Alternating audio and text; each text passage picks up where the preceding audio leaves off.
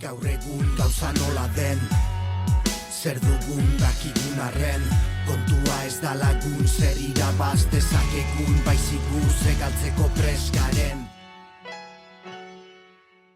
Kaixo bideo hau ikusten ari zareten guztiei, jakin dezazuela, orain ikusiko duzuen ekimena Euskadiko Ekonomia Solidarioaren azokaren baitan antolatzen ari garela, aurten virtuala izango da, nola ez, eta horren baitan, Finantza Zaratago sareko kideok, finantza etikoen koloreak izeneko argazki erakusketa bat aurkezten dugu. Erakusketa hau gainera virtualki ere ikus daiteke, eta sala batean egongo bazina bezala ikus dezakezu, eta pasilloetatik joan eta bar, eta finantzazaratago.org webgunean duzue ikusgai. Orduan, animatzen zaituzte guztiei erakusketa ikustera. Eta ekimenaren baitan, egiten ari garena orain da, bertan parte hartzen duten protagonista batzuekin hitz egin. Ze protagonista mota? Euskal Herriko, Nikaraguako eta El Salvadorreko ekimenak kontatzen ditugu bertan, finantza etikoak eta ekonomia sozial eta solidarioa bultzatzen dutenak. Eta gaurkoan Euskal Herrira etorri gara, eta Urtzi Ugalderekin hitz egingo dugu. Urtzi Ugalde, Boga Garagardoa kooperatiboko kidea da, eta bertan marketingean aritzen da. Kaixo, Urtzi, zer moduz? Kaixo, ondo, hementxe gabiz. Erresistentzia, baina, ondo. Hori da, bai, erresistentzia totalean eta erabatekoan. Lehenik eta behin, mila esker horrela virtualki elkarrizketa hau egiteagatik, Boga Garagardoa ezagutzen ez dutenentzat, lehenengo galdera oso ohikoa da, ez? Zergatik sortu zenuten Boga, zer da Boga eta nortzuk osatzen duzue? Boga Garagardo kooperatiba sortu genuen orain dela 6 urte. Orain dela 6 urte nolabait enpresa forma hartu zuena, ez? Baina egia da, orain dela 10 urte hasitako proiektutxoa badela, Kukutza gaztetxean hasi ginen nolabait Garagardo artisauarekin hartu emanean. Orduan, bestelako proiektu bat zen, gehiago agian aisialdi alternatiba bat gisa, ez? Eta gero pasada izatera ekoizpen eta kontsumo alternatiba bat gaur egun, baina, bere garaian, gehiago modu ez dakit txikian, piratan eta kukutzarako eta gaztetxetarako barrarako, Garagardoa osatzen genuen, ez?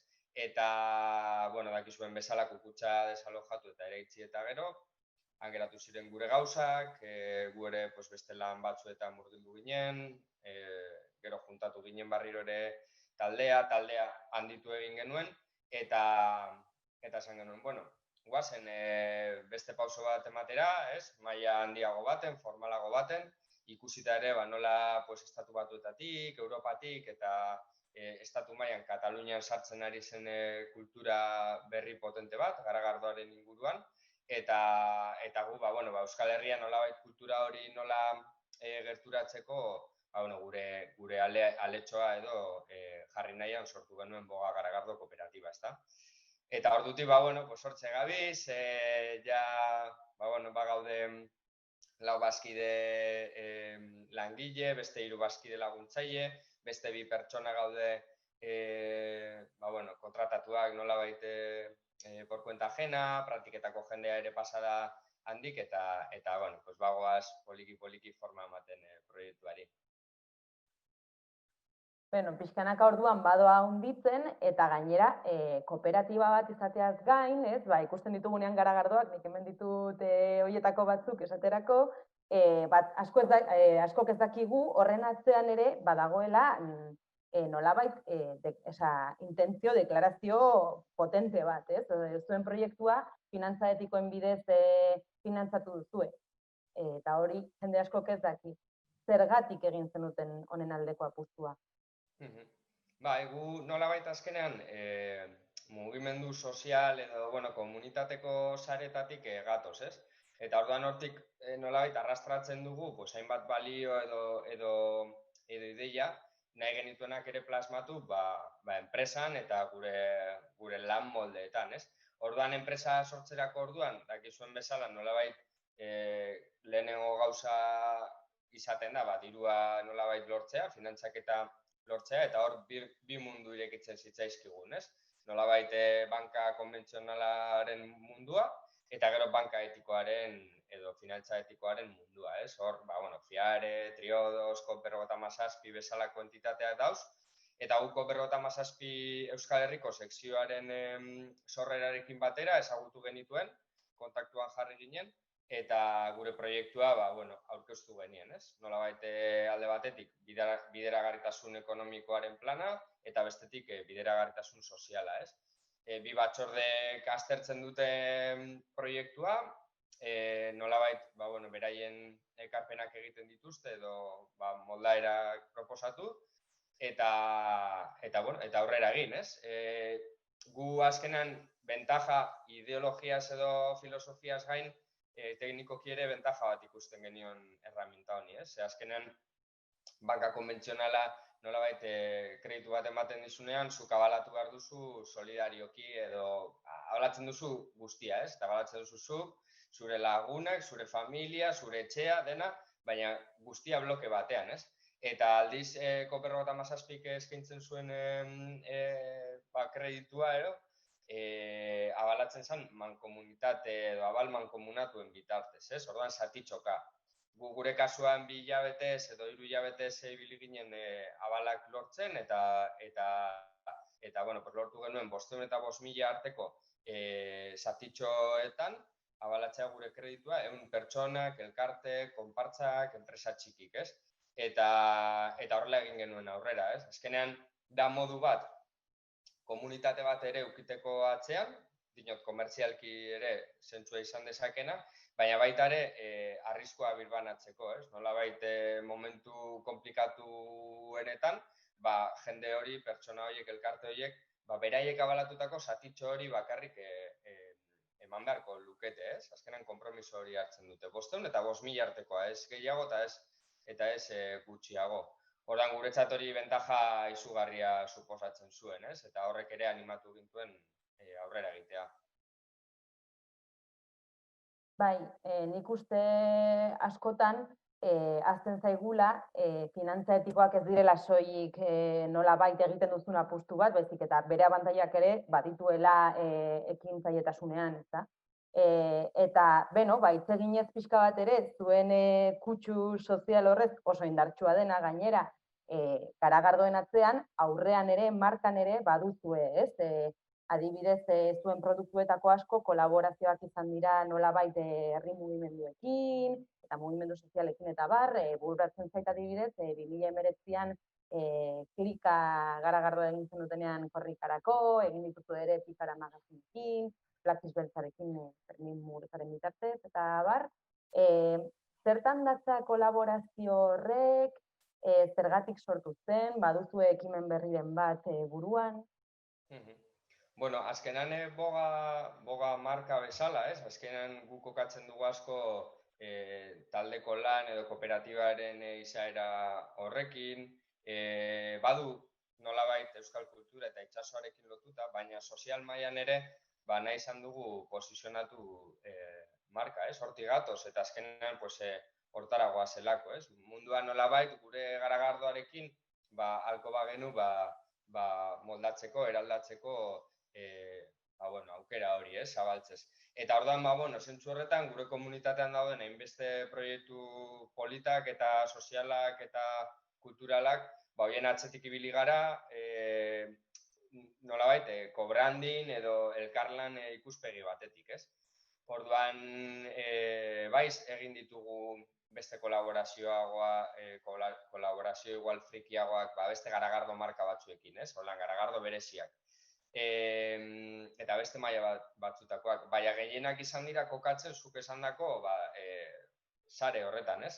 Eta guretzat izan da ohore bat kontatzea kultur ekimen guzti horiekin, oso potentea direnak, korrika batea adibidez, edo Fermin bezalako erreferente bateaz, eskutik joatea. Eta azkenan da hori, da Garagardo natural bat eskaintzea, gainera iruditegia eta proiektua kokatuta eraldaketa sozial edo kulturalean, ez? Eta hortxe bizirauten dago marka egia zen, hor nolabait ere bilatu dugu kokapena. Beste batzuk, beste kokapen batzuk bilatzen duten bezala, gu nolabait tokitxo horretan murgiltzen gara edo gustatzen zaigu, ez? Azkenean.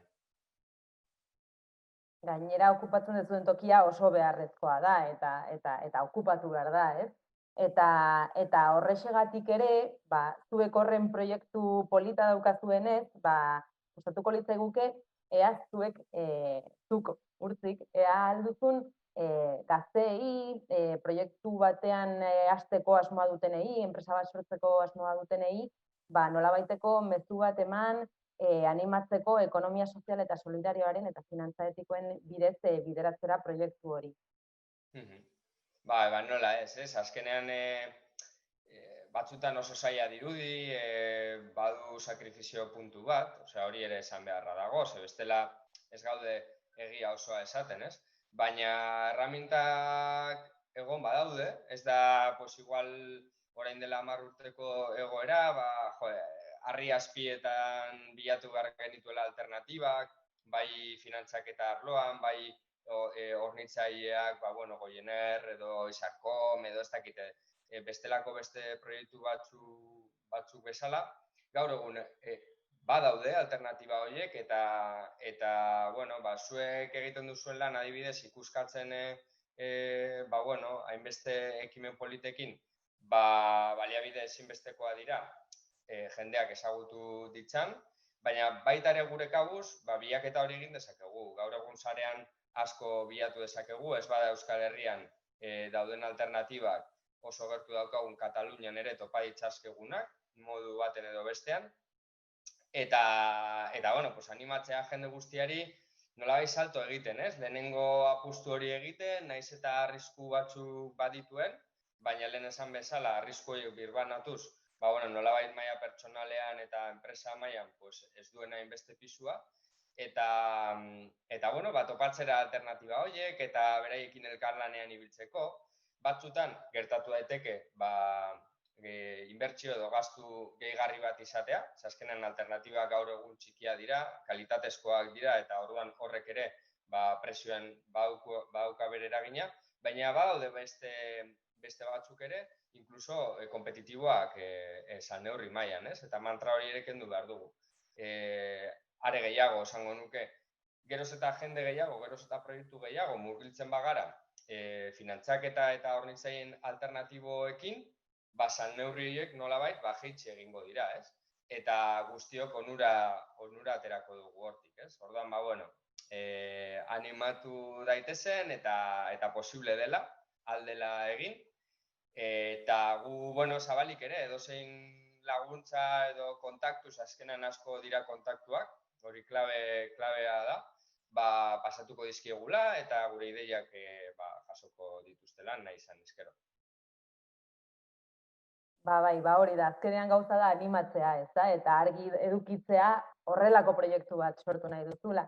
Eta azoka batean gaudenez gero, eta bideo hau jendea ikusten ari denez gero, aprobetxatuko dugu pixka bat. Nik badakit zuen garagardoa denda askotan badagoela salgai Euskal Herrian, taberna batzuetan ere bai, eta bar, zuen fabriketan eros daiteke zuzenean, nola egiten ari zarete egoera ero honetan? Egiten ari gara alden bezala nik uste dut guztiok moduan, ez? Egia da, reinventatzen ari garela nolabait gure negozioa, gure salmenta kanalak, ostalaritza eta jaiak eta ekitaldiak itxita daudenez gero, bestelakoak, ez, alimentazioan edo online kanalean edo fabrikan bertan, hori dira ditugun kanal ireki bakarrak, batez ere online oso ondo funtzionatzen ari da, ikusten ari gara jendea ohitzen ari dela internet bitartez erosketak egitera, konfiantza hori ematen dugun hornitzaileekin kontaktatzera. Hor ere, bertoko ekoizle eta ekoizle alternatiboen alde ere aletxoa jarri daitekela, eta gu hor besoak zabalik egongo gara zuei itxoiten. Eta bueno, egia esan urte zaila izaten ari da, seguruenik galerekin amaituko dugu, orain da kontua zenbateko galerak izango diren eta proiektatzea hemendik 2 urtetarako lan hori, ez? Pixka bat hemendik irten, baina indar berrituta irten alba gara, asko zobe, ezta? Bueno, guk hemendik indar guztiak bidaltzen dizkizuegu ahalik eta galera gutxien izateko urte honetan, eta, finantzatzaratago saretik gutxienez, gure aletxoa jarri hor, ezta, eta zuek daukazuten iniziatiba modukoak ezagutzera ematen ditugu.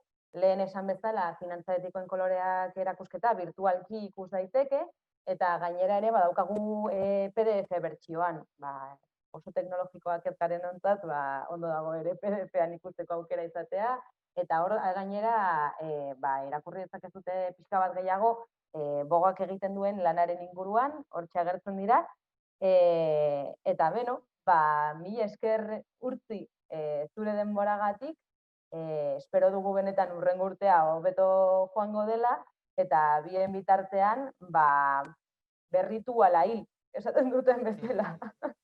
Hori da. Eskerrik asko zuei eta eutxi gogor zuek ere eta animo egiten duzuen lanean. Besarkada bat, Urtzi. Bai, berdin. Gaur egun gauza nola den, zer dugun dakigun arren, kontua ez da lagun, zer irabaz dezakegun, baizik gu ze galtzeko pres garen.